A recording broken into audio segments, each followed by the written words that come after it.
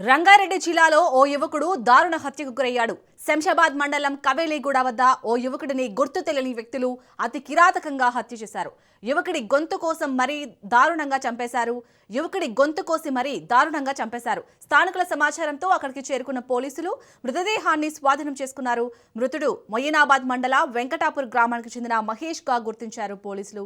ఘటనపై కేసు నమోదు చేసుకున్న పోలీసులు దర్యాప్తు చేపట్టారు. హత్యకు అక్రమ సంబంధమే కారణమని పోలీసులు అనుమానిస్తున్నారు.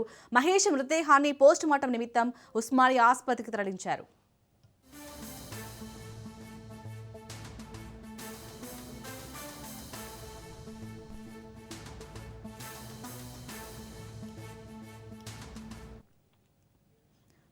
రంగారెడ్డి జిల్లాలో జరిగిన ఓ యువకుడి దారుణ హత్యకు సంబంధించి పూర్తి డీటెయిల్స్ మా ప్రతినిధి పవన్ అందిస్తారు. పవన్, అసలు ఆ యువకుడిని అంత దారుణంగా హత్య చేయడానికి కారణం ఏంటి?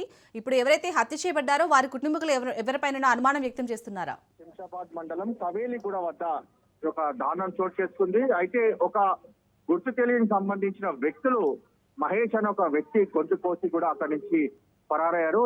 అతి దారుణంగా హత్య చేసి కూడా పరారైన పరిస్థితి చూస్తున్నాము. అయితే ఈ యొక్క హత్యకు సంబంధించి అక్రమ సంబంధాలే కారణం అంటూ కూడా పోలీసులు దీనికి సంబంధించి ప్రాథమికంగా నిర్ధారణకు వచ్చారు.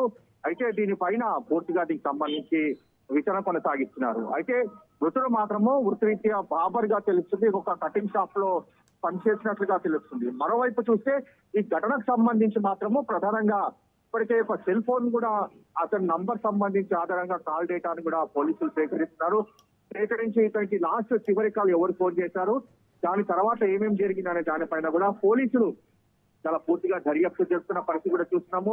మరోవైపు ఈ యొక్క పోస్ట్ మార్టం నిమిత్తం కూడా మహేష్ యొక్క మృతదేహాన్ని ఉస్మానియా మార్చికి కూడా తరలించారు. ప్రజెంట్ ఉస్మానియా మార్చిలో ఒక మార్చురి అనంతరం కూడా మృతదేహాన్ని కుటుంబ సభ్యులకు అప్పచెప్తారు. అయితే ఇప్పటికే ఒక కుటుంబ సభ్యులు కూడా స్టేట్మెంట్ కూడా రికార్డ్ చేసుకుంటున్నారు పోలీసులు. ఎవరిపైన అనుమానం ఉంది, అయితే ఈ యొక్క మహేష్ కు ఎవరితో అక్రమ సంబంధాలు ఉన్నాయి అనే దానిపైన కూడా ప్రజెంట్ పోలీసులు ఆరా తీస్తున్న పరిస్థితి చూస్తున్నాము. మొత్తానికి ఓవరాల్ గా ఈ కేసు ఇన్వెస్టిగేషన్ తర్వాత ఈ యొక్క హత్య గల కారణాలు చెప్తామని చెప్పి పోలీసులు అంటున్నారు.